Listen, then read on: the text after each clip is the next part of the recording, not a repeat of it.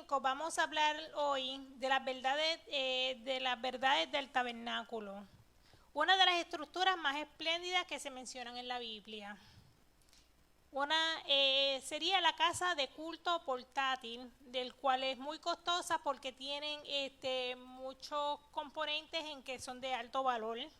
Muchos creyentes tienen una comprensión bien básica de lo que es un tabernáculo, pero esta lección los va a llevar al entendimiento de lo que es el tabernáculo y los sacrificios a través de Cristo. Entonces vamos a ver lo que ellos ofrecían y vamos a ir paso por paso en la parte exterior del tabernáculo, pero quiero darle un breve resumen de lo que van a hablar en la unidad 5 en su totalidad.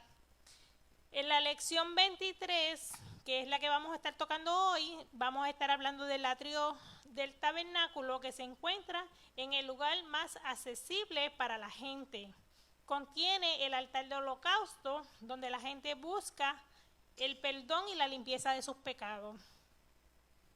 La lección 24, el lugar santo, donde los sacerdotes realizaban la mayor parte de sus deberes diarios. Incluía el pan de la presencia, el candelabro y el altar de incienso. La lección número 25 es el lugar santísimo, donde el sumo sacerdote se reunía con Dios anualmente en búsqueda del perdón de sus propios pecados y de los pecados del pueblo. En la lección número 26, los sacrificios y las ofrendas simbolizan varios aspectos del ministerio de Cristo: perdón de pecado, la liberación de la culpa. Ahora nos podemos acercar directamente a Cristo y tener una relación correcta con Dios. Verdades del tabernáculo. La verdad central viene siendo: a través de Cristo todas las personas tienen acceso a Dios para la purificación espiritual. El texto bíblico primordial que vamos a estar estudiando se encuentra en Tito 3:5. Aquellos que no tienen los expositores, les voy a decir ya mismito todos los textos bíblicos que vamos a estar estudiando. Tito 3:5, si me lo puedes leer. Bueno, yo leo esta parte, no te preocupes. Nos salvó no por obra de justicia que nosotros hubiéramos hecho, sino por su misericordia, por el levantamiento de la regeneración y por la renovación en el Espíritu.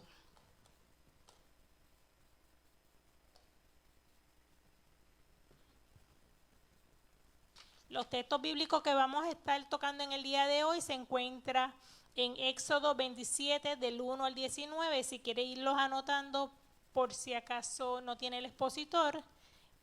30, 17 al 21, Levítico 9 del 1 al 7, Deuteronomio 12, 10 al 14, Juan 4, 19 al 24, Tito 3 del 3 al 7 y Hebreos 10, 1, 5 al 10.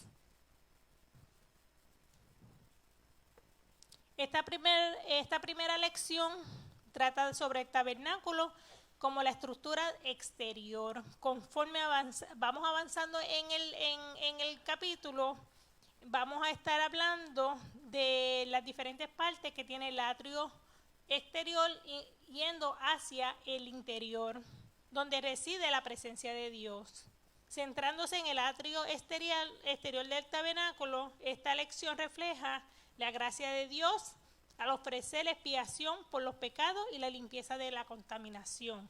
O sea que hoy vamos a estar tocando todo lo que tiene que ver la expiación de los pecados, relacionarlos con Cristo y básicamente y la limpieza para poder acercarnos a Él, a Dios, a su presencia. El libro lo refleja un ejemplo, y este ejemplo lo presenta como cuando nosotros nos paramos frente a una luz que reflejamos una sombra esa sombra es una sombra imperfecta, pero nosotros somos, esa sombra imperfecta es la representación de algo. O sea que viene siendo, nosotros somos una sombra imperfecta que vamos a reflejar a Cristo en nuestras vidas. Así que eso es,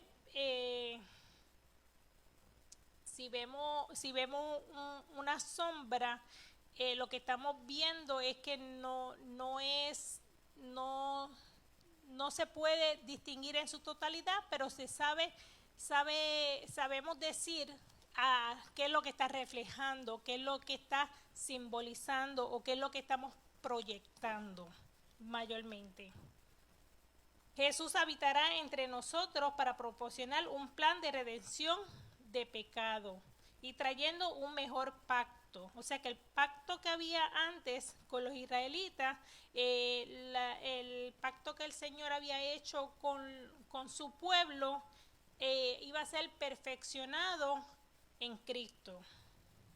Esta lección se enfoca en el atrio exterior o el atrio de los gentiles, donde la gente venía para que sus pecados fueran perdonados y para encontrarse con Dios. Dios mostró su voluntad de tener comunión con su creación a través del tabernáculo y los sacrificios llevados allí. Este deseo se hizo aún más claro cuando envió a su Hijo al mundo. La estructura y la adoración es lo que vamos a estar tocando hoy. Vamos a incluir partes importantes de cómo relacionamos el tabernáculo con la adoración. Vemos que es una representación de nuestro Señor, como les dije antes, y nuestra adoración tiene que ser dada a Él.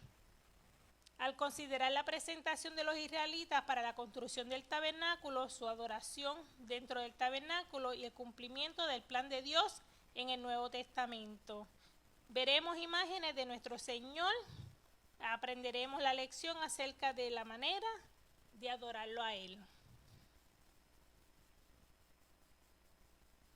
Elija bajo qué pueda sacrificar para satisfacer la necesidad de otra persona.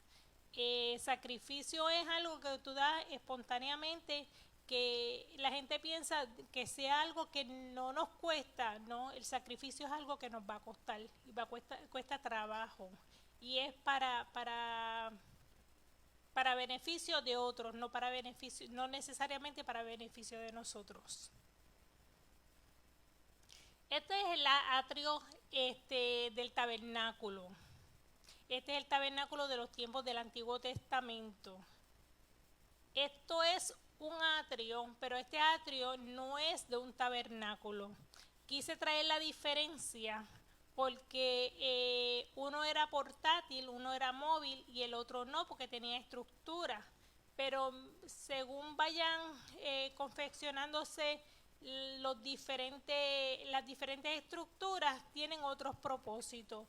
Una vez se dio un servicio aquí de damas donde estábamos hablando en sus atrios y hablamos de los diferentes atrios que tiene los diferentes templos, y entre ellos algo que a mí me llamó mucho la atención es que para los tiempos de antes las damas tenían que estar separadas de los hombres, inclusive los gentiles, de los israelitas, los sacerdotes, todos ellos tenían su lugar en los atrios. No todo el mundo podía estar junto, y habían diferentes compartimentos donde se hacían diferentes funciones, como ofrendas, como los lavatorios, pero todo eso fue cambiando con los años.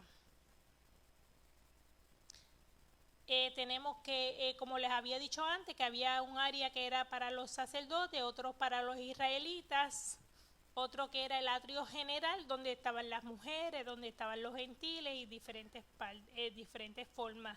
Pero hay algo bien importante, que hoy en día el atrio comienza afuera, como todo, porque el atrio lo que significa es un patio exterior. Mucha gente se piensa que la adoración empieza adentro, y la adoración y el servicio y el sacrificio a Dios empieza desde afuera. desde el parking, porque eso viene siendo parte del atrio de la iglesia. Esto es el atrio de hoy en día. Nuestra iglesia, manantial de bendición, donde tenemos que comenzar la adoración y la alabanza al Señor desde afuera. Lugar de acceso a Dios. Esta vendría siendo la primera parte del libro, lugar de acceso a Dios, y la parte A sería un lugar de sacrificio. La definición de atrio sería patio abierto situado en la entrada de alguna iglesia. Templos o palacios que generalmente tienen forma rectangular y está rodeado por columnas. Ya sabemos que las estructuras hoy en día han modificado mucho, que eso no sería lo mismo, pero gracias a Dios no tenemos a las mujeres separadas de los hombres, ni los gentiles de los israelitas, porque pues ya somos todos un pueblo. Ahora todos pertenecemos al cuerpo de Cristo. El atrio del tabernáculo es donde la gente entraba para traer los sacrificios por sus pecados y recibir perdón. Quiero ver si Lee me puede leer Éxodo 27 del 1 al 19. En el nombre del Padre, Hijo y Espíritu Santo. Esos 27. Hará también un altar de madera de acacia de 5 codos de longitud y de 5 codos de anchura. Será cuadrado el altar y su altura de 3 codos.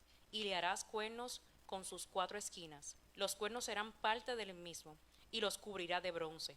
Hará también sus calderos para recoger las cenizas y sus paletas, sus tazones, sus garfios, sus braseros. Hará todos sus utensilios de bronce. Y le hará un engendrado de bronce, de obra, de rejilla. Y sobre la rejilla hará 4 anillos de bronce y sus 4 esquinas, y las pondrá dentro del cerco del altar abajo, y llegará la rejilla hasta la mitad del altar. Hará también vara para el altar, vara de madera de acacia, las cuales cubrirá de bronce, y las varas se mantendrán por los anillos, y estarán aquellas varas a ambos lados del altar cuando sea llevado. Lo hará hueco de tablas y de madera, que te fue mostrado en el monte, así lo harás. Asimismo hará el atrio del tabernáculo. El lado meridional, al sur, tendrá el atrio cortina de lino torcido, y 100 codos de longitud para un lado, sus 20 columnas y sus 20 basas serán de bronce, los capiteles y las columnas y sus molduras de plata. De la misma manera, al lado norte habrá a lo largo cortinas de 100 codos de longitud, y sus 20 columnas y sus 20 basas de bronce, los capiteles y sus columnas y sus molduras de plata. El ancho del atrio del lado occidental tendrá cortinas de 50 codos y sus columnas 10 con sus 10 basas. Y en el ancho del atrio por el lado del oriente al este habrá 50 codos. Las cortinas a un lado de la entrada serán de 15 codos, sus columnas 3 con sus basas. Y al otro lado 15 codos de cortina con columnas, sus columnas 3 con sus 3 basas. Y para la puerta del atrio habrá una cortina de 20 codos, de azul, púrpura, carmesí y lino torcido, de obras de recamador, y sus columnas 4 con sus 4 basas. Todas las columnas alrededor del atrio estarán ceñidas de plata, sus capiteles de plata y sus basas de bronce. La longitud del atrio será de 100 codos y la anchura 50 por un lado y 50 por el otro, y la altura de 5 codos. Su cortina de lino torcido y sus basas de bronce. Todos los utensilios del tabernáculo en todo su servicio y en todas sus estacas y todas las estacas del atrio serán de bronce. Amén. Amén. Ya ustedes ven que el Señor les dio especificaciones de cómo quería el tabernáculo, qué es lo que quería, las medidas y todo. Era importante porque iba a ser donde Él iba a residir, donde Él iba a morar, donde iba a tener una comunión con su pueblo. El atrio del tabernáculo es donde la gente entraba para traer los sacrificios por sus pecados y recibir perdón. Solo había un punto de entrada y lo primero que había dentro del altar era el holocausto. Era donde se hacían los sacrificios. Ya no tenemos que ofrecer el holocausto porque Jesús es el sacrificio que hizo por nosotros. Es el único camino a la presencia del Padre. Ya no necesitamos hacer ese tipo de sacrificio. Y quiero leer un momentito cómo lo describe el libro, el atrio. El área que rodeaba la tienda era el atrio exterior. Este atrio se hacía sacrificios para expiar los pecados del pueblo. Los muros del patio eran cortinas de lino finamente tejidas. Si quieren más o menos una descripción, decía que de 7,5 pies de altura, que colgaba de ganchos de plata en una barra sostenida por pilares de madera. Los pilares iban encajados en base de bronce, y toda esta descripción se encuentra en Éxodo 27, 9 y 10. El atrio medía 75 pies por 150 pies. El lado occidental estaba la única entrada al atrio, o sea que todos tenían que entrar por el mismo lado. Esta medía 30 pies de ancho, con cortinas de lino torcido que estaban decoradas con hermosos bordados en hilo azul, púrpura y carmesí. A través de una abertura en las cortinas, el sacerdote y las personas que tenían un sacrificio podían entrar al atrio, al patio, para presentar sacrificios a Dios. O sea que no es que todo el mundo podía entrar libremente, sino el que iba a hacer el sacrificio. Justo dentro del patio estaba el altar del holocausto, que representaba el deseo de Dios de tener comunión con la humanidad a través del perdón de los pecados. El altar de madera revestida de bronce era cuadrado y medía 7 pies y medio. De ancho y de largo 4 pies y medio de alto. En cada esquina del altar había un cuerno donde se untaba la sangre de los sacrificios. Esa era la sangre de los animales. Estos sacrificios eran esenciales para que la gente recibiera el perdón de sus pecados. También se le instruyó a Moisés, todo esto fueron instrucciones dadas a Moisés, que hiciera utensilios de bronce para usarlos durante el sacrificio en el altar, las 2 varas con las que llevaría el altar. Se le pidió que siguiera el modelo que había dado Dios. Como ustedes ven, no es fácil montar todo esto cada vez que iban a hacer sacrificios, y por lo menos mínimo una vez al año ellos tenían que ir a hacer sacrificio. El tabernáculo era la morada de Dios, santo con su pueblo. Esta era la forma en que Dios se comunicaba con su pueblo, pero el pueblo de Israel no podía entrar libremente en su presencia debido al pecado. De igual manera, eso mismo sucedía con los sumos sacerdotes. Tenían que limpiarse ellos mismos de sus hacer sacrificios por sus propios pecados antes de entrar, porque podían morir. Tienda interior, donde se ubicaba el lugar santo y el lugar santísimo. Rodeaba esta tienda, era el atrio exterior. O sea que eso circulaba alrededor del lugar santo y el lugar santísimo. Sacrificio para expiar los pecados del pueblo, como les dije antes. Amén.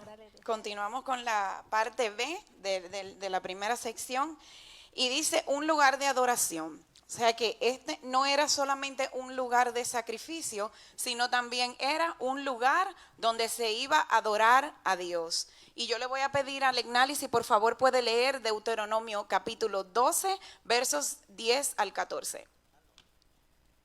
Mas pasaréis el Jordán y habitaréis en la tierra que Jehová vuestro Dios os hace heredar. Y él os dará reposo a todos vuestros enemigos alrededor, y habitaréis seguros. Y al lugar que Jehová vuestro Dios escogiere, para poner en él su nombre, allí llevaréis todas las cosas que yo os mando.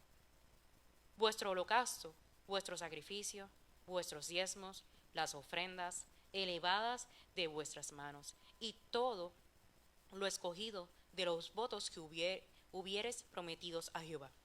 y os alegraréis delante de Jehová, vuestro Dios, vosotros, vuestros hijos, vuestras hijas, vuestros siervos, vuestras siervas, y el levita que habite en vuestras poblaciones, por cuanto no tiene parte ni heredad con los otros. Cuídate de no ofrecer tus holocaustos en cualquier lugar que vieres, sino que en el lugar que Jehová escogiere, en una de tus tribus, allí ofrecerás tus holocaustos y allí harás todo lo que yo te mando. Amén. El tabernáculo era el lugar donde Dios había escogido para que las personas llevaran su sacrificio y ofreciera holocausto, pero ese lugar no era solamente, como dije ya antes, un lugar de sacrificio, ¿verdad? Y arrepentimiento, sino que también era un lugar de adoración. Dios había liberado al pueblo de Egipto, a su pueblo, al pueblo del pacto, ¿verdad? Y ellos fueron apartados de las otras naciones por su adoración a Él. Era un pueblo a través del cual Él enviaría a su Hijo, ¿verdad? Como el sacrificio perfecto para tratar con el pecado de una vez y para siempre. Y le voy a pedir a Legnali, yo saqué unas copias, si ella las puede repartir. Y esa copia habla del significado espiritual del tabernáculo. Y es que el tabernáculo tipifica la obra redentora de Cristo para llevar los pecadores a Dios. En la parte anterior había una pregunta que decía, ¿por qué el tabernáculo? Si usted se fija, no sé si Milagros puede ir hacia atrás a la foto que ella tenía del tabernáculo aquí, que tiene una sola puerta. Dice, ¿por qué el tabernáculo tiene una sola puerta? No sé si alguien puede contestar esa pregunta. La primerita.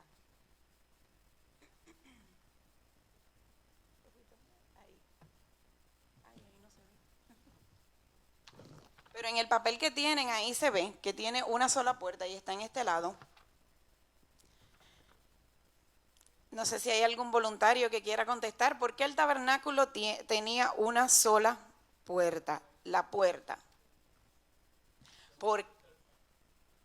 Amén, porque hay un solo camino que nos lleva hacia el Padre y ese camino se llama Jesucristo, ¿verdad? Y entonces cada mueble del tabernáculo también tiene un significado, un simbolismo en lo espiritual. Por ejemplo, el arca del pacto simboliza la justicia y la presencia de Dios. El altar del holocausto que se encontraba en el atrio, como explicaba Milagros anteriormente, que era el patio del tabernáculo, simboliza la cruz del Calvario, el lugar donde Jesús, ¿verdad?, fue sacrificado como sacrificio perfecto.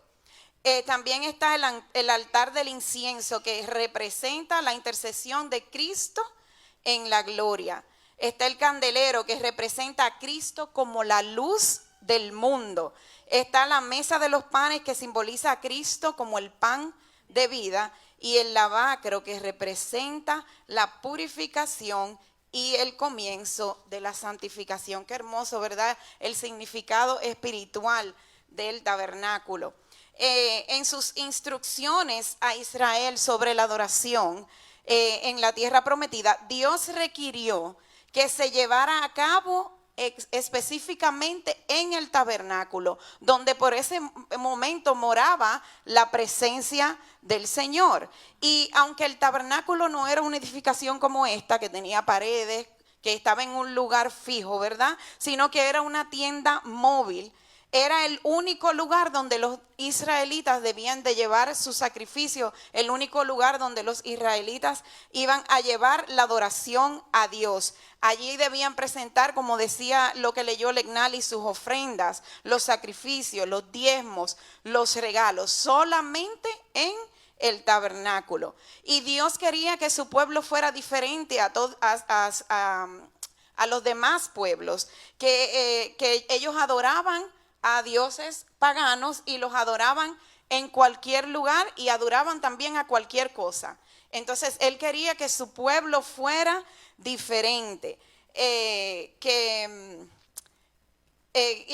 que fueran a adorar a Dios más que por una obediencia, sino que porque ellos lo amaban y porque deseaban ir a adorarlo a Él. No que fuera una experiencia aburrida o por, como dije ya antes, que tenían que hacerlo por obediencia, sino que debía ser un tiempo de festejo. Dios les manda, ¿tú querías decir algo? Y regocijo. Y regocijo, amén.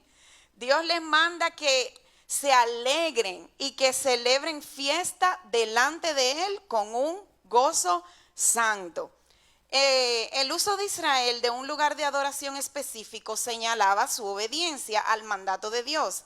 El tabernáculo era, como leímos, como ya leyó Legnali, el tabernáculo era la elección de Dios para Israel. Entonces, venir al tabernáculo, cuando los israelitas llegaban al tabernáculo, estaban obedeciendo el mandato de Dios. Y si podemos leer en Hebreos 10, Legnali 10, 23 al 25. Yo lo tengo. ¿Tú lo tienes? Ese es el, sí.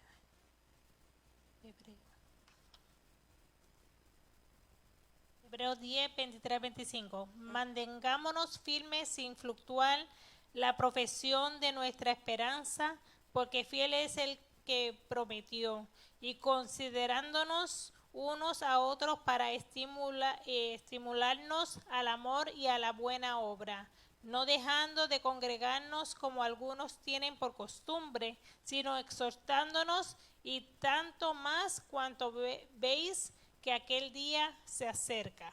Dios todavía en nuestros tiempos quiere que los creyentes nos reunamos y nos congreguemos para llevar adoración a nuestro Padre, adoración colectiva a nuestro Padre. Y ya sea que nos reunamos para adorar o para expresarnos en privado, nuestra adoración a Dios es siempre un acto de obediencia. Él quiere que nosotros le adoremos. ¿Y cómo nosotros podemos adorar a Dios para que sea siempre un gozo, sin que sea simplemente porque estoy cumpliendo con una obediencia? Cuando amamos a Dios, porque si nosotros amamos a Dios, ese mismo amor que yo siento por Dios va a provocar a que yo dé mi mejor adoración a Dios. Precisamente por eso, porque yo lo amo. Él me lo manda, sí, pero yo también siento adorarlo, porque Él vive dentro de mí, en mi corazón. Y ese amor que yo siento por Él me lleva a darle mi mejor adoración, mi adoración en espíritu y en verdad. Entrar en la presencia de Dios nos produce gozo, como dice el Salmo 16:11, dice: en tu presencia hay plenitud de gozo. Cuando estamos en la presencia de Dios, nosotros podemos sentir gozo. Y para nosotros los creyentes, la adoración no es o no debería de ser una carga, sino que es una experiencia de gozo, una experiencia que nos trae gozo, una experiencia que nos lleva a que querramos estar en su presencia siempre, a cada momento, precisamente por eso, porque nos llenamos de gozo ante su presencia. En los días de Jesús, el lugar en que se adoraba a Dios era causa de controversia entre judíos y samaritanos. Y vamos a leer ahora en Juan capítulo 4, 19 al 24. Le dijo la mujer: Señor, me parece que tú eres profeta. Nuestros padres adoraron en este monte, y vosotros decís que en Jerusalén es el lugar donde se debe adorar.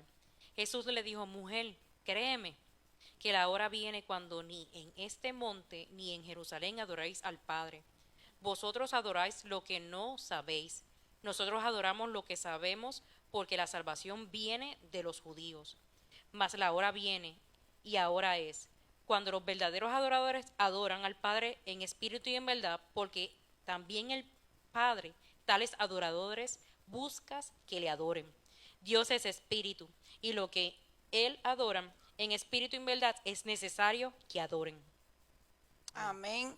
El templo en ese tiempo, en la época de Jesús, estaba en Jerusalén, y allí tenían que llegar el pueblo a adorarle, a adorar a Dios. Y los judíos afirmaban que allí era el único lugar donde podían ir a dar adoración a Dios, pero los samaritanos también decían que el monte elegido para ellos hacer adoración era el monte Gerizim, como un lugar de adoración a Dios, donde ellos daban su adoración a Dios, una adoración distorsionada. ¿Por qué? Porque ellos mezclaban tradiciones cananeas con la religión hebrea, ¿verdad? Y en la conversación de Jesús con la mujer samaritana junto al pozo, la mujer sacó a relucir ese tema, pero al recibir convicción de pecado por la revelación que Jesús le había dado acerca de su vida cuando le habló de los maridos que había tenido y demás, ella quiso cambiar el enfoque de la conversación y quería cambiarla de sus pecados a la adoración. Y su pueblo, ¿verdad? El pueblo de la samaritana, o sea, los samaritanos, enseñaban que la adoración debía de realizarse en el monte Gerizim, donde los samaritanos construyeron un templo como un sitio de adoración rival, al no ser bienvenidos en el templo de Jerusalén, porque los samaritanos no eran bienvenidos en el templo de Jerusalén. Por eso ellos iban al monte también Gerizim a adorar a Dios. Pero los judíos adoraban en el templo de Jerusalén, y Jesús respondió que se avecinaba el tiempo en que la adoración no se limitaría al edificio.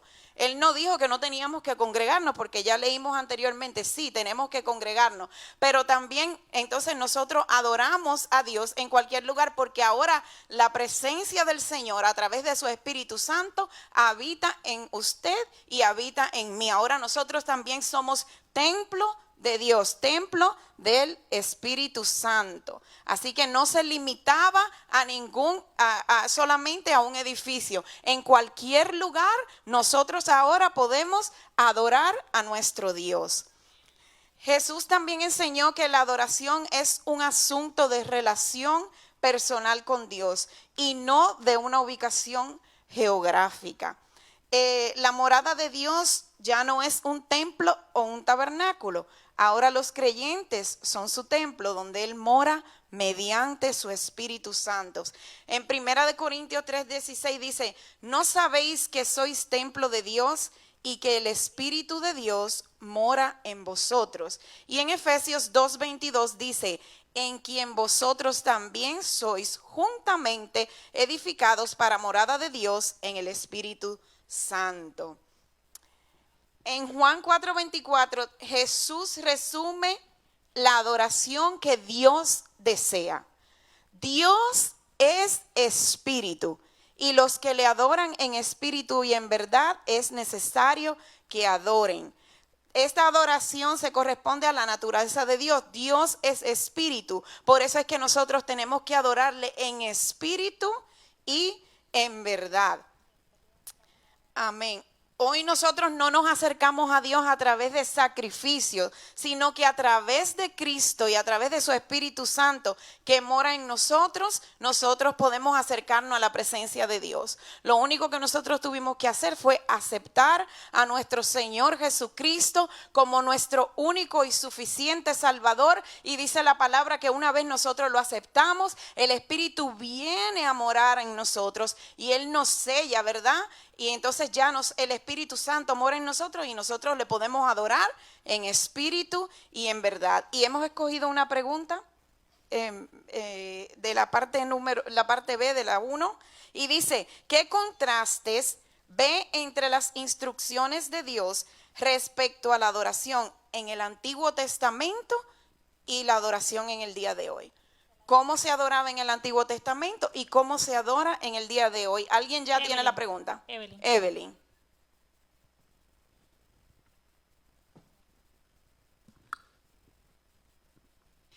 Pues yo diría que la adoración en el Antiguo Testamento era un acto de mucha reverencia y preparación, comenzando por el sacerdote. Él representaba al pueblo y se hacían sacrificios, ofrendas para poder presentarse el pueblo ante Jehová. Habían utensilios especiales, incienso y muchas otras cosas, más todo de excelente calidad. Manera también de adorar a Dios era el cumplimiento de sus mandamientos. En contraste al día de hoy, tenemos que hay cosas que no pueden cambiar. Por ejemplo, la excelencia de nuestra adoración a Dios siempre debe ser la mejor y cada vez la mejor. No hay un derramamiento de sangre como en el pasado. Mas sí, nuestros corazones deben estar circuncidados, corazones limpios, íntegros al Señor Dios. Y a través de aceptar a Jesús como nuestro Señor y Salvador, Él hizo un sacrificio de una sola vez. Ya no tenemos que matar carneros, ni corderos, ni nada de eso. Accesamos, Él es nuestro sumo sacerdote, y esto nos lleva a poder adorar y hablar con Dios cuando nosotros queremos o necesitamos. No necesitamos intermediarios como antes, ya no hay un protocolo de preparación como antes, sino que accesamos a Dios a través de Jesús. Pero eso sí, debemos de vivir, debemos de tener una vida santa. O sea, nuestra manera de vivir debe ser una manera santa de vivir. Y sí, no podemos olvidarnos de los 10 mandamientos, aunque ahora con 2 yo creo que es suficiente, como dice Jesús en su palabra, que con que ames a Dios con todo, por encima de todas las cosas, y ames a tu prójimo, en eso se reúnen aquellos 10 que adoramos. Sí. Amén. Gloria a Dios. Muy cierto. Ella resumió la clase completa. Es muy cierto. Hay que abrir su corazón, porque no es darle al Señor lo que nos sobra, ni lo que queramos, porque todo lo que está en tu mente sale también de tu corazón. Así que lo que tú le ofrezcas al Señor, el sacrificio que tú vayas a hacer, que sea de tu corazón, que sea no por cumplirle a Dios, no por decir que estás haciendo un sacrificio, sino porque tú sabes que es valioso lo que Él hizo por ti y por mí. ¿Ok? Ahora vamos para la parte 2, un lugar para el perdón. Sacrificios requeridos. Si me pueden leer Levítico 9, 1 al 7. En el día octavo Moisés llamó a Aarón y a sus hijos y a los ancianos de Israel, y dijo a Aarón: toma de la vacada un becerro para expiación, y un carnero para el holocausto, sin defecto, y ofrécelo delante de Jehová. Y a los hijos de Israel hablarás diciendo: tomad un macho cabrío para expiación, y un becerro y un cordero de 1 año sin defecto para el holocausto. Asimismo un buey y un carnero para sacrificio de paz, que inmoléis delante de Jehová, y una ofrenda amasada con aceite. Porque Jehová se aparecerá hoy a vosotros. Y llevaron los que mandó Moisés delante del tabernáculo de reunión, y vino toda la congregación, y se puso delante de Jehová. Entonces Moisés dijo: eso es lo que mandó Jehová hacerlo, y la gloria de Jehová se os aparecerá. Y dijo Moisés a Aarón: acércate al altar, y haz tu expiación y tu holocausto, y haz la reconciliación por ti y por el pueblo. Haz también la ofrenda del pueblo, y haz la reconciliación por ellos, como ha mandado Jehová. Amén. Ya sabemos que Dios dio instrucciones de cómo quería que se hiciera. Sabemos también que de las tribus de Israel, el Señor eligió a los levitas para que sirvieran en el templo. Y ahí es donde entra Aarón y sus hijos, para que entonces ellos fueran los intermediarios del pueblo y el Señor. Así que el plan de nuestro Dios era perfecto, porque ya de antemano Él tenía el plan de la redención, y era una manera de Él instruir a su pueblo a hacer sacrificio, a limpiar su ser, para poder entrar en la presencia de Dios, porque la presencia del Señor es santa y es limpia y es pura. Así que tú tienes que estar limpio, porque no puedes entrar con mancha, para que tu cuerpo, tu persona, no se vea afectada, porque ya que en el pecado entró con Adán y Eva, asimismo nosotros cargamos pues nuestros propios pecados, porque todos los días cometemos errores, todos los días podemos pecar. Así que tenemos que siempre sacrificarnos, mostrarnos presentes ante el Señor, diciéndole al Señor que nos limpie de nuestros pecados y arrepentirnos todos los días. Pero con el arrepentimiento no puede ser solamente de boca, sino que tiene que ser de corazón para que el Señor pueda restaurar nuestra vida. El plan de Dios para nuestra redención se estaba desarrollando, aunque los días de la adoración en el tabernáculo era una manera en que le estaba enseñando al pueblo lo que tenían que hacer, los sacrificios que Dios les requería a los israelitas tenían un propósito y estaban destinados a obedecer y adorar a Dios, porque no es tan solo hacer el sacrificio, sino que ir con gozo, con júbilo ante la presencia del Señor para tú disfrutar de la presencia de Él. Es como venir aquí y decir, me voy a sentar y doy mi ofrenda, pero no te gozas el servicio, no te gozas la palabra de Dios. Mire, con gozo, con júbilo, para que tú te disfrutes de lo que es estar en la presencia del Señor. Aquí vemos que Aarón y sus hijos, 8 días después, se habían presentado un becerro para expiación, un carnero para holocausto sin mancha y como sacrificio para su ordenación al sacerdocio. Luego los israelitas debían traer granos como ofrenda requerida para expiación de sus pecados. Los sacerdotes ofrecían estos sacrificios en el altar, proporcionando una expiación por los pecados. Como les dije antes, esto era para evitar, para apaciguar la ira de Dios. Quiere decir, no era para limpiar sus pecados completamente, pero no queríamos ver que Dios se rebelara en contra de su pueblo por ira, porque Él puede mostrar su ira ante el pueblo y puede acabarlos también.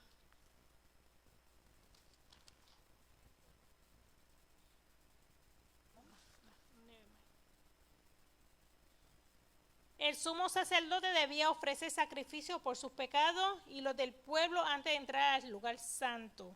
El camino a la presencia de Dios era a través de la sangre de toro y macho cabrío.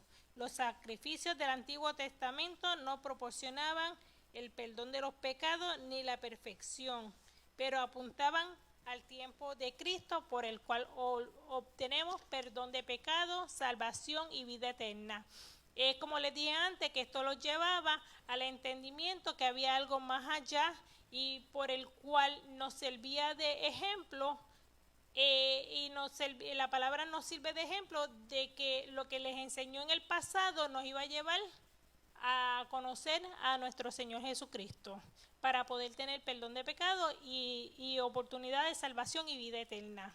El pueblo de Israel se preparaba para ver su gloria. Así que ahora continuamos con lo que es el sacrificio perfecto. Se había enseñado a los israelitas que ellos tenían que traer sacrificios sin mancha, sin defecto, para que sus pecados puedan ser expiados. Pero no importando qué tan perfecto sea eso que ellos trajeran, ese animal que ellos trajeran, simplemente no podían, no importando cuán perfecto fuera este sacrificio, era solamente la sombra de los bienes venideros. Era como explicaban Milagro, era una sombra imperfecta, ¿verdad? De lo que es la perfección. La sangre de los animales nunca pudo santificar al adorador. Y aunque los sacrificios ofrecidos en el altar expiaban el pecado, no podían perfeccionar a la persona que los ofrecía. Y repetían esto año tras año. Y cada vez que ellos llegaban, estos sacrificios lo que le hacían era que les recordaban sus pecados en vez de eliminarlos y borrarlos, en vez de borrar su culpa.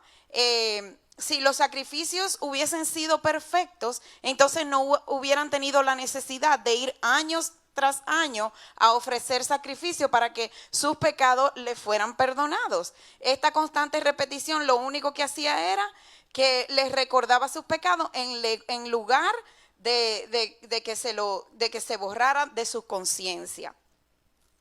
Amén. La respuesta al dilema de la humanidad llegó en forma de sacrificio supremo. Y ese sacrificio supremo se llama Jesucristo. Y yo le quiero pedir a Negnali si puede leer Hebreos 10, el versículo 1 y luego versículos del 5 al 10. Porque la ley, teniendo la sombra de los bienes venideros, no la imagen misma de las cosas, nunca puede, por los mismos sacrificios que se ofrecen continuamente cada año, hacer perfecto a los que se acercan.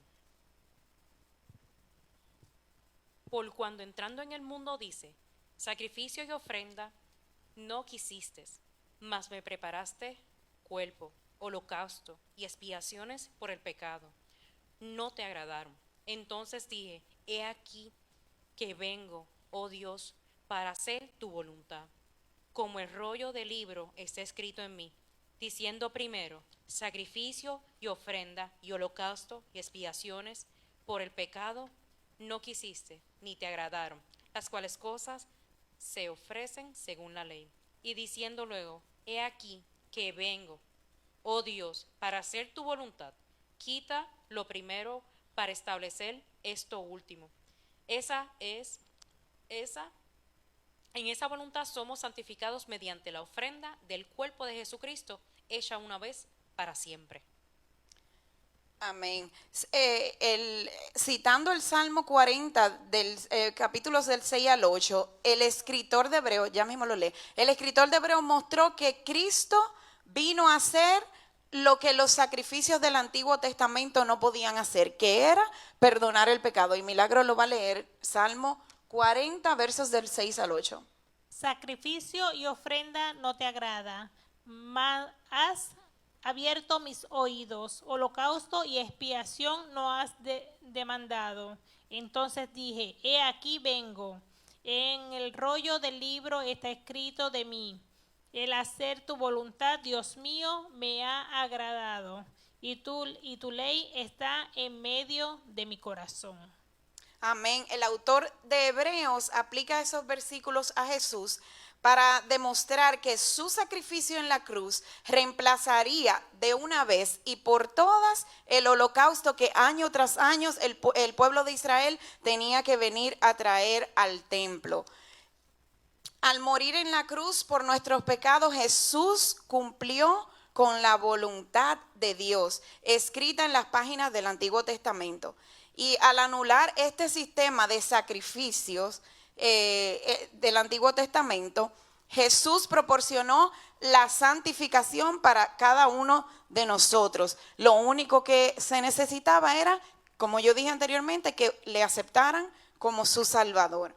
Y aunque él era inocente de todo pecado, porque dice la palabra que el único que nunca pecó, el único libre de pecado, Jesucristo, aunque él era inocente de todo pecado, él ocupó nuestro lugar para llevar el castigo que a nosotros nos correspondía, y derramando su sangre para entonces hacer expiación por nosotros.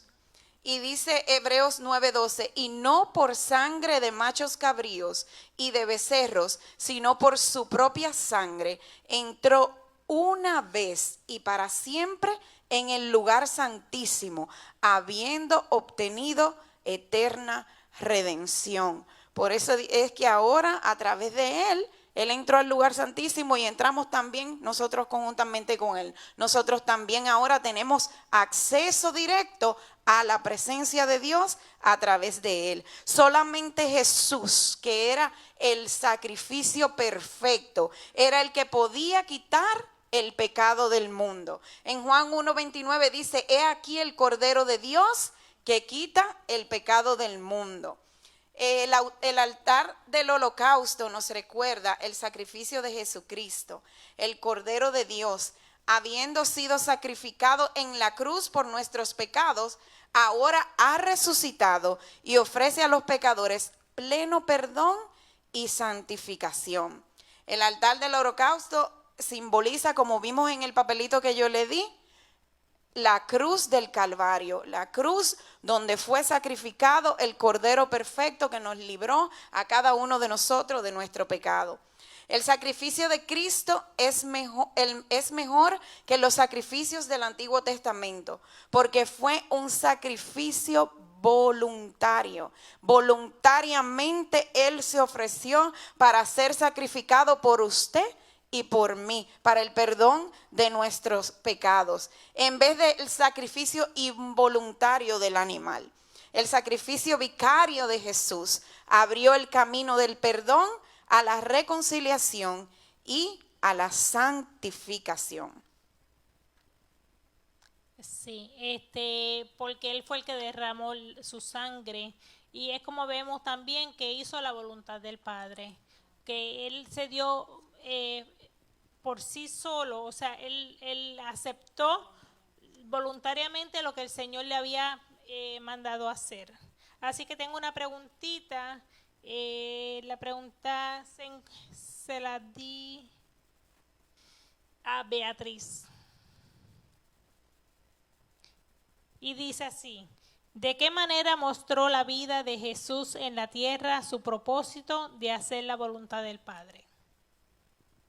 Bueno, como ya ustedes mismos lo han dicho, los hebreos en Salmo y en Juan, Él demostró su voluntad yendo a la cruz voluntariamente, entregando su vida por nosotros, pagando por cada uno de nosotros, haciendo así posible que nosotros podamos encontrar el perdón y la gracia de Dios libremente, ya sin tener necesidad de entrar al tabernáculo. Sí, y no porque no nos merezcamos, sino que es por amor a nosotros, por su amor y por su gracia. Así que vamos ahora para el lugar de la limpieza. Lugar de limpieza. Purificando para el servicio. Purificados para el servicio. Éxodo 30, 17 al 21. Si me lo puede leer. Habló más Jehová a Moisés, diciendo: harás también una fuente de bronce, con su base de bronce, para lavar, y la colocarás en el tabernáculo de reunión y el altar, y pondrás en ella agua, y de ella se lavarán Aarón y sus hijos las manos y los pies. Cuando entren en el tabernáculo de reunión, se lavarán con agua para que no mueran. Y cuando se acerquen al altar para ministrar, para quemar la ofrenda encendida para Jehová, se lavarán las manos, los pies, para que no mueran, y le tendrán por estatutos perpetuos de él, perpetuo él, y su descendencia por sus generaciones. Amén. Ya vemos que el Señor nos pide que entremos, que nos limpiemos antes de entrar en su presencia. No es que vengamos, nosotros hoy en día no es que vayamos al baño y nos lavemos las manos y los pies, pero sí que andemos limpios de corazón, para que todo lo que nosotros hagamos dentro del templo sea alabarle, adorarle, bendecirle, glorificarlo a Él, pero de todo corazón. Si no es que no va a entrar a la iglesia y va a salir y va a hacer lo del mundo, sino que es que entren y estén limpios de corazón, porque de qué vale pedirle al Señor perdón y salir y seguir haciendo lo mismo. Hay que entonces, esto nos pide que nosotros limpiemos nuestra conciencia, nuestra mente, nuestros pensamientos y nuestra forma de ser, actual y compartir y hablar. Así que es una limpieza completa. El Señor quiere que nosotros seamos dignos de estar en su presencia. Más allá del altar del holocausto había un lugar para los sacerdotes que se limpiaran de toda impureza del cuerpo. En ese momento era impureza física, pero la impureza que el Señor ve en nosotros es más allá de una impureza física, más interna. Para poder servirle teníamos que ser limpios. A menudo permitimos actitudes y comportamientos en nuestra vida que no nos impide ser eficaces en el ministerio al que Dios nos ha llamado. Y esto es para todo el mundo. El Señor nos llama a que seamos partícipes de su obra. Y para eso tenemos que estar dispuestos a hacer lo que Él nos pide. El nuevo pacto no se limita a los sacerdotes o a los líderes, sino que a cada una de las personas, porque todos somos linaje escogido, real sacerdocio, nación santa, pueblo adquirido por Dios, como dice en 1 de Pedro 2:9. Los sacerdotes no tan solo tenían que limpiarse de sus pecados, sino también físicamente para poder entrar al lugar santo. Básicamente ellos venían de afuera con los pies sucios, así que tenían que limpiarse los pies antes de entrar al lugar santo. De igual manera ellos venían con los animales, con los sacrificios en sus manos y pues por eso es que tenían que limpiarse las manos. Ellos tenían unas campanitas que si ellos no andaban limpios y puros, ya sabían que si sonaban las campanitas tenían que jalar la cuerdita y sacarlo. Así que gracias a Dios que esas cosas no nos pasan a nosotros hoy en día, porque serían muchos los caídos.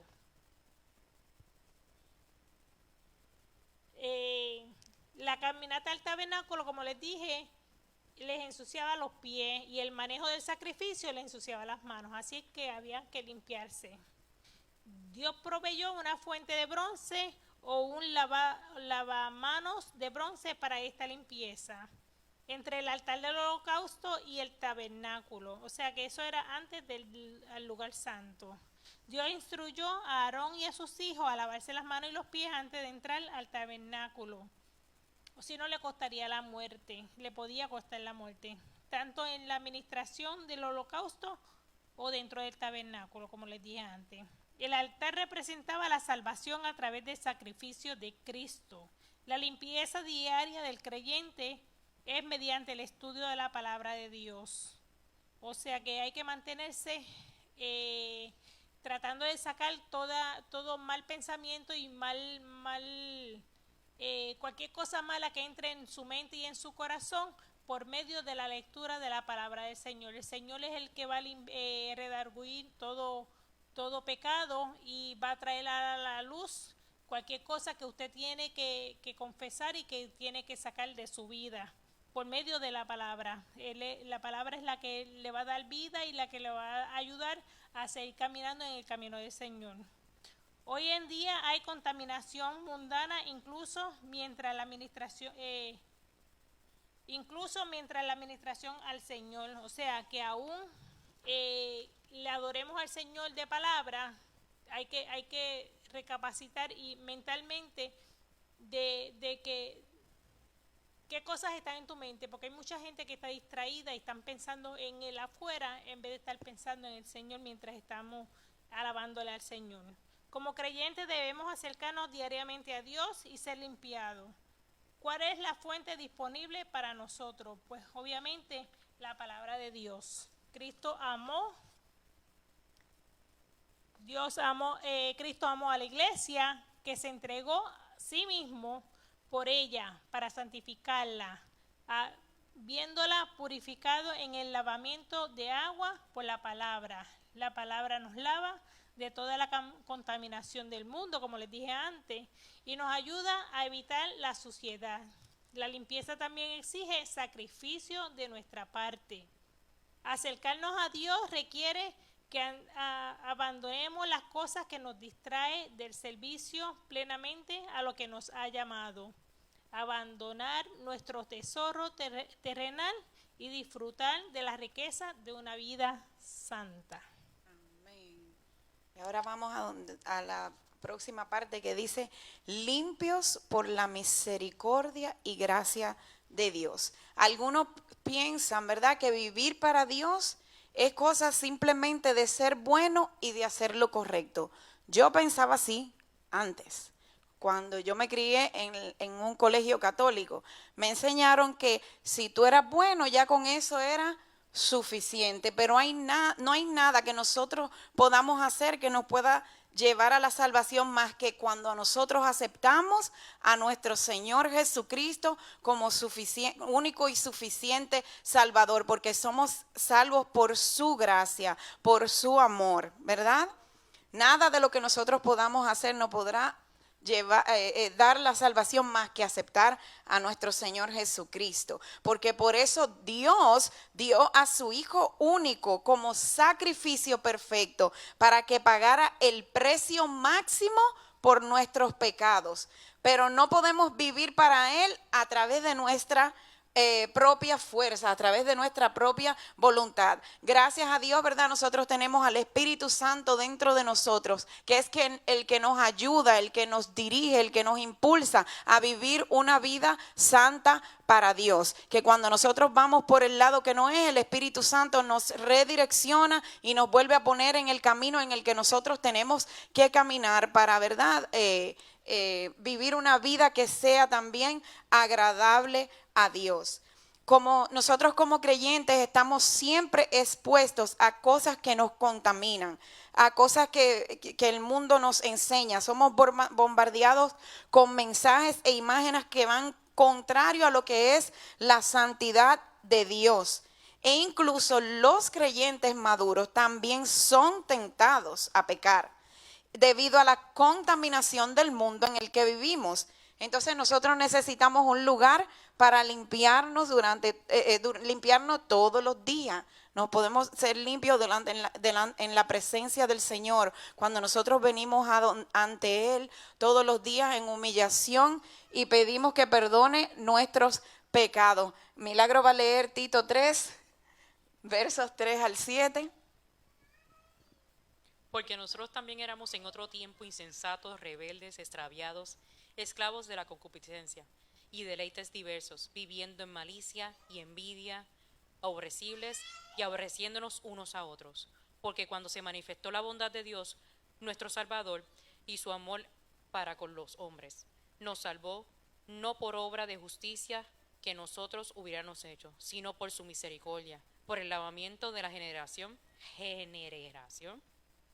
y por la renovación del Espíritu Santo, el cual derramó a nosotros abundante por Jesucristo nuestro Salvador, y para que, justificados por su gracia, viniésemos a ser herederos conforme a la esperanza de la vida eterna. Amén. Amén. Dios proveyó para nosotros una solución, un altar del perdón y una fuente para la limpieza, ¿verdad? Que es su Hijo Jesucristo. Nuestra justicia y nuestros sacrificios no pueden salvarnos, solamente la misericordia de Dios puede en nosotros traernos salvación. En el verso 5 6 dice, nos salvó no por obras de justicia que nos hubiéramos hecho, sino por su misericordia, por el lavamiento de la regeneración y por la renovación en el Espíritu Santo, el cual derramó en nosotros abundantemente por Jesucristo nuestro Salvador. ¿Y qué es regeneración? Regeneración es un cambio radical que el Espíritu Santo realiza en el hombre, que habiendo oído y creído la palabra de Dios, recibe a Jesucristo como Salvador. Es lo que también se llama el nuevo nacimiento. Algunos creen, ¿verdad?, que el lavamiento que se menciona aquí se refiere al bautismo en agua y a la renovación al bautismo en el Espíritu Santo. Otros creen que esta frase se refiere a la regeneración y la renovación que según ellos tiene lugar en el bautismo en agua. Pero probablemente sea mejor ver esto como una frase, una metáfora de limpieza espiritual por la salvación. El lavamiento que se describe aquí es la purificación espiritual, simbolizada exteriormente por el agua del bautismo. Esto se refiere al nuevo nacimiento de los creyentes, ilustrando de modo simbólico en el bautismo cristiano.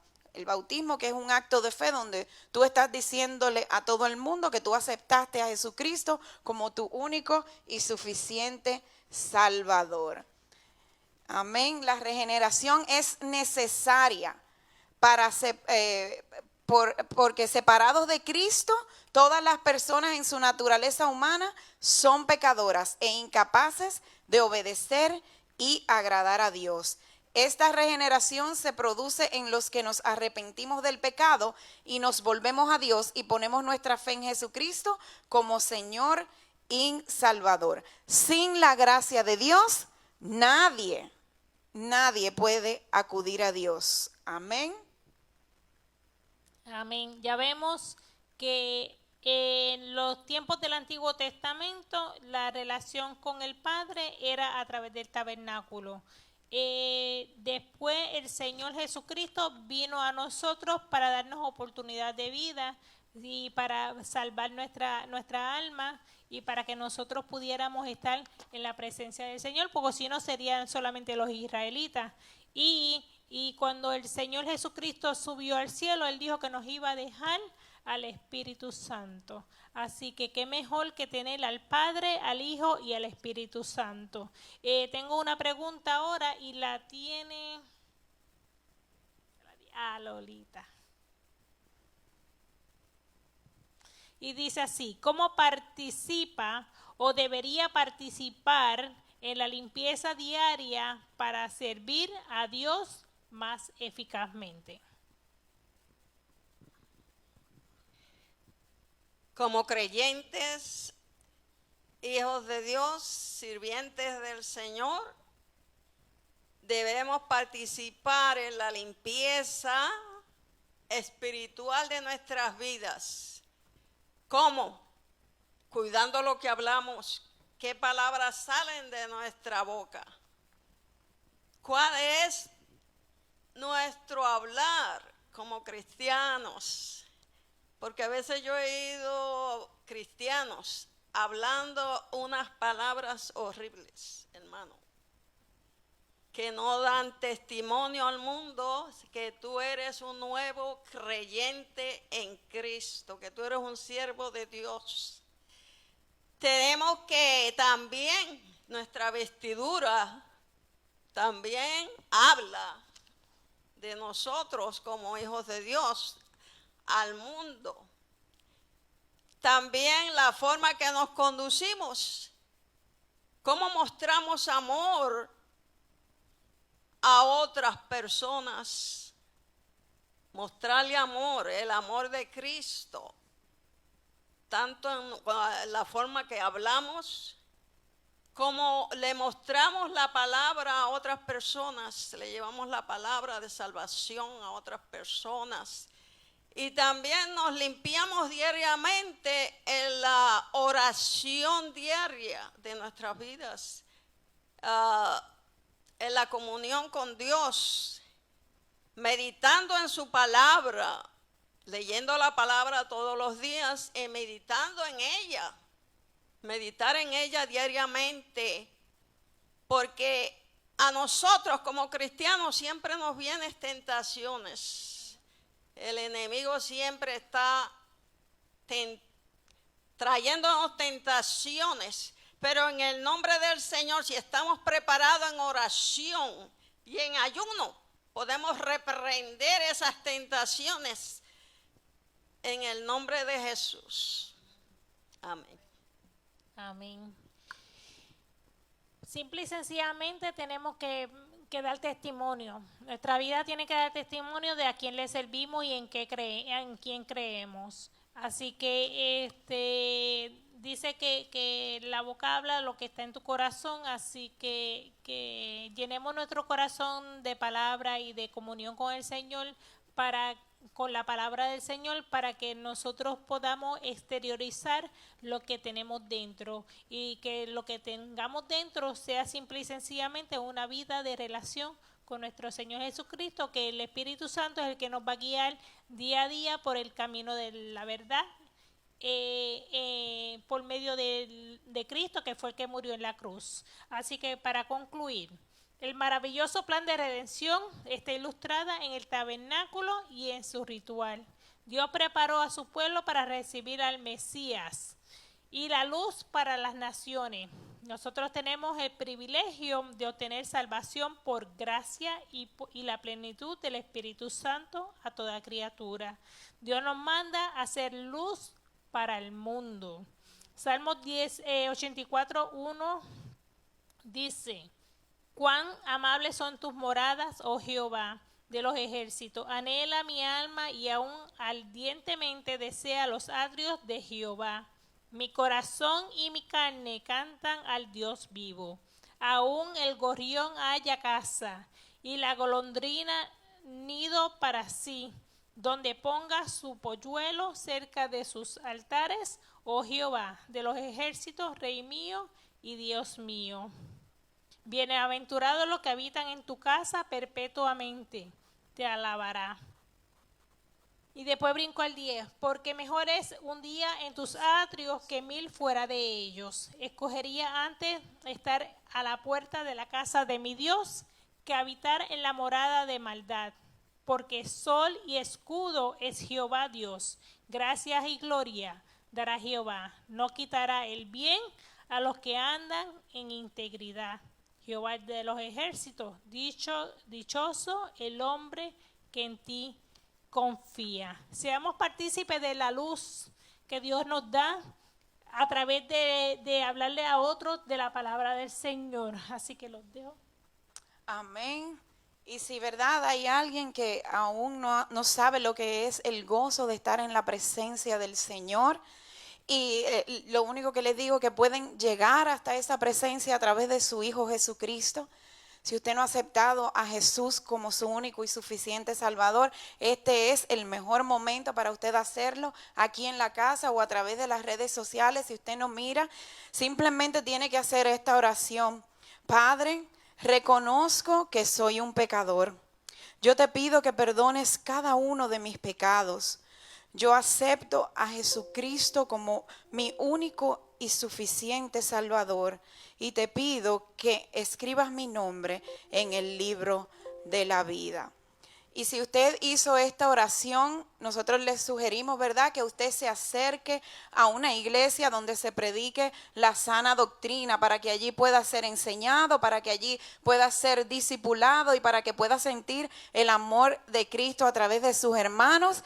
Si no tiene una casa, pues nosotros también estamos a la disposición y estamos listos para recibirlo con los brazos abiertos. Nuestra dirección es el 704 McLeod Avenue en Haines City, Florida 33844. Y aquí les esperamos con los brazos abiertos.